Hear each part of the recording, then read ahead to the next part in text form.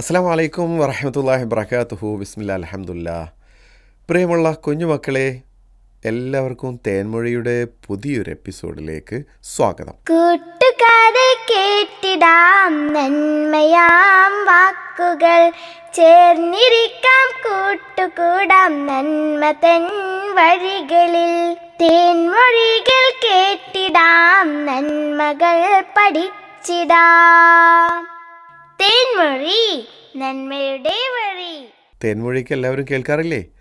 ഇന്നത്തെ തേൻമൊഴിയിൽ നമുക്ക് ഒത്തിരി നല്ല കാര്യങ്ങൾ പറയാനുണ്ട്. ഒരു കഥ പറഞ്ഞുകൊണ്ട് ഞാൻ തുടങ്ങട്ടെ. കഥ ഇങ്ങനെയാണ്. ഒരു ദിവസം കുറച്ച് കുട്ടികൾ ഇങ്ങനെ പാടത്ത് ഇങ്ങനെ കളിച്ചുകൊണ്ടിരിക്കുകയാണ്. അപ്പോൾ കുട്ടികളാവുമ്പോൾ ചില ആളുകൾക്ക് ചില വികൃതി ഉണ്ടാവും. പക്ഷെ ചില വികൃതികൾ അപകടകരമായ വികൃതികളാവും. അപ്പോൾ ഒരു കുട്ടി എന്ത് ചെയ്തു, വേറെയുള്ള ദൂര സ്ഥലത്തേക്ക് ഒരു മരത്തിലേക്ക് ഇങ്ങനെ കല്ലെറിഞ്ഞുകൊണ്ടിരിക്കുകയാണ്. എറിഞ്ഞിങ്ങനെ കൊണ്ടിരിക്കുന്ന സമയത്ത് അതിലൂടെ ഒരു കർഷകൻ വന്നു. കർഷകൻ വന്നിട്ട് കുട്ടികളോട് പറഞ്ഞു, കുട്ടികളെ, നിങ്ങളിങ്ങനെ കല്ലെറിയരുത് കേട്ടോ. കയ്യിൽ നിന്ന് കല്ല് വിട്ടുപോയി കഴിഞ്ഞാൽ പിന്നെ എവിടെ എത്താമെന്നറിയില്ല, ആളുകളുടെ മേത്ത് കൊള്ളും, അപ്പോൾ അപകടമാവില്ലേ. പക്ഷേ ഇത് പറഞ്ഞിട്ടൊന്നും അവർ കേട്ടില്ല. അവർ വീണ്ടും ആ പണി തുടർന്നു. കുറച്ച് കഴിഞ്ഞപ്പോൾ അവർ കളിക്കുന്നതിൻ്റെ അടുത്തുകൂടെ തന്നെ റെയിൽവേ ട്രാക്കാണ് പോകുന്നത്. അപ്പോൾ ആ പാളത്തിലൂടെ ഒരു ട്രെയിൻ ഇങ്ങനെ കടന്നു വരുന്നത് കണ്ടപ്പോൾ ഒരു കുട്ടിക്ക് ഒരു കൗതുകം തോന്നി. അവൻ വേറൊരു കല്ലെടുത്തിട്ട് ട്രെയിനിന് നേരെ ഒരു ഏറ് കൊടുത്തു. അപ്പോൾ അത് കണ്ടപ്പോൾ മറ്റുള്ള കുട്ടികൾക്കും അങ്ങനെയാണ്. ഒറ്റയ്ക്ക് നിൽക്കുമ്പോൾ നമുക്ക് അത്ര വലിയ പ്രശ്നമൊന്നും ഉണ്ടാവുമോ? ഇല്ലല്ലോ. പക്ഷെ നമ്മൾ ചിലപ്പോൾ കൂട്ടത്തിലാണ് കൂടുമ്പോൾ നമ്മളെ സ്വഭാവമൊക്കെ അങ്ങോട്ട് മാറുന്നതാണ് വേറുള്ളവർ. അപ്പോൾ തെറ്റായ ഗൈഡൻസും തെറ്റായ മാതൃക കാണുമ്പോൾ അതിൻ്റെ പിന്നാലെ പോകാനുള്ളൊരു ടെൻഡൻസി ഉണ്ടാവും. അങ്ങനെ ഈ കുട്ടികൾ എന്ത് ചെയ്തു, ട്രെയിനിന് കല്ലെറിഞ്ഞപ്പോൾ എന്താ സംഭവിച്ചറിയോ? ചില കല്ലുകളൊന്നും എവിടെയും തട്ടിയില്ല, അതങ്ങനെ പോയി. പക്ഷെ ആ കൂട്ടത്തിലൊരു കുട്ടി എറിഞ്ഞ കല്ല് ട്രെയിനിൻ്റെ ജാലകത്തിലൂടെ പോയി ഒരു എക്സാം എഴുതാൻ വേണ്ടി, ഒരു ഇൻ്റർവ്യൂവിൽ പങ്കെടുക്കാൻ വേണ്ടി പോകുന്നൊരു കുട്ടി ഉണ്ടായിരുന്നു അവിടെ. ആ കുട്ടിയുടെ കണ്ണിൽ നേരെ പോയിട്ട് എന്ത് തട്ടി? കല്ല് തട്ടി. കുട്ടിയുടെ കണ്ണ് അപകടത്തിലായി. ഇതാണ് കഥ. പക്ഷേ ഇതൊരു കേവലം കഥയല്ല കേട്ടോ. നമ്മളൊന്നും അറിയാതെ ചിലപ്പോൾ നമ്മുടെ കുസൃതി കൊണ്ട് മറ്റുള്ളവർക്ക് അപകടം സംഭവിക്കും. അപ്പം അങ്കിൾ പറയണത് എന്താണെന്ന് ചോദിച്ചു കഴിഞ്ഞാൽ, നമ്മുടെ നല്ല പ്രവർത്തനങ്ങൾ, അതിൻ്റെ നല്ല പ്രതിഫലനങ്ങളാണ് നാട്ടിലുണ്ടാവേണ്ടത്. നമ്മൾ കുറേ മോശപ്പെട്ട എന്തൊക്കെയോ ചെയ്തിട്ട് അതിൻ്റെ പേരിൽ ആർക്കൊക്കെ അപകടം പറ്റിയിട്ട് പിന്നെ നമ്മൾ അങ്ങനെയല്ലേ വിളിക്കുക, ഓ ഓനെ കണ്ടില്ലേ, അവൻ നാളെ ആ കുട്ടിനെ കല്ലെറിഞ്ഞിട്ട് അപകടത്തിലാക്കിയ ആളാണ്, അവന് മോഷ്ടിച്ച ആളാണ്, അവന് വേറെ ആളെ ചീത്ത പറഞ്ഞ ആളാണ്. ഇങ്ങനെയൊക്കെ പറഞ്ഞിട്ട് നമ്മളെ പേര് ചേർത്ത് വിളിക്കാനാണ് നമുക്കിഷ്ടം? അല്ലല്ലോ. നമുക്കൊക്കെ നമ്മളെ ഉമ്മ ഇപ്പം ഇട്ട പേരുണ്ടാവില്ലേ, ആ പേര് എത്ര നല്ല അർത്ഥമുള്ള പേരാണ്.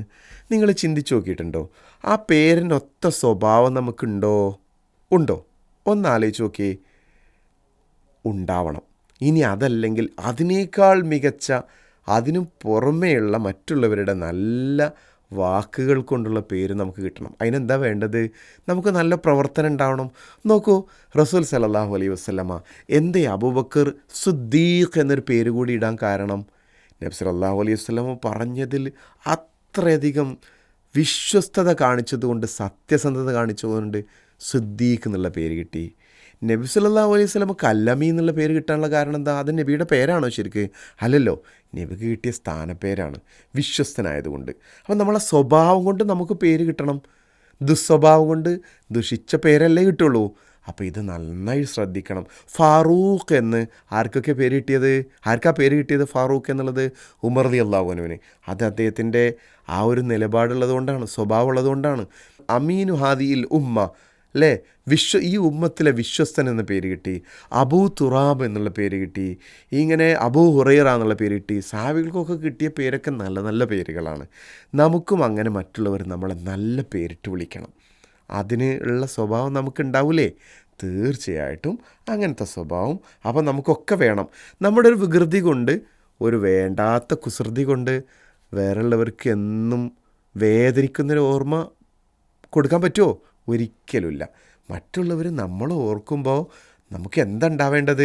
നല്ല ഒരു കീർത്തിയാണ് നമ്മളെക്കുറിച്ച് വേണ്ടത്. നമ്മളെക്കുറിച്ച് ആ കുട്ടി എന്ത് നല്ല കുട്ടിയാണ്, ആ കുട്ടി എന്ന് അങ്ങനെ ചെയ്തുകൊണ്ടാണ് മറ്റുള്ളവർക്ക് ആ ഉപകാരം കിട്ടിയത് എന്ന് നമ്മളെക്കുറിച്ച് പറയണം. അപ്പോൾ ഇൻഷാ അല്ലാ വിസ്ഡം സ്റ്റുഡൻസ് നിങ്ങൾക്ക് നൽകുന്ന ഓരോ പ്രോഗ്രാമുകളിൽ നിന്നും പാഠങ്ങൾ ഉൾക്കൊള്ളാനൊന്നും കഴിയണം.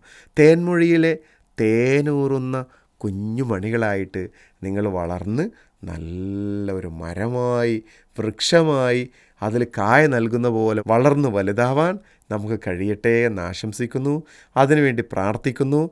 നമുക്ക് ഏറ്റവും ആദ്യം വേണ്ടത് മുഖത്തിൻ്റെ മുമ്പേ വെക്കേണ്ടത് നമ്മുടെ സ്വഭാവമാണ്. സ്വഭാവം എന്ന കണ്ണാടിയിലൂടെയാണ് മറ്റുള്ളവർ നമ്മുടെ മുഖത്തെ കാണേണ്ടത്. അതാണ് നമ്മുടെ മനസ്സ്. ആ മനസ്സ് നന്നാവുമ്പോൾ നമ്മുടെ സ്വഭാവം നന്നാവും.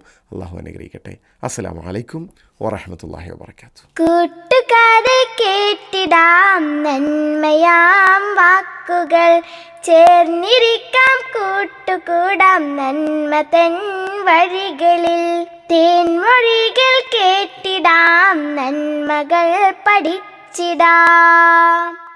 തേൻമൊഴി നന്മയുടെ വഴി.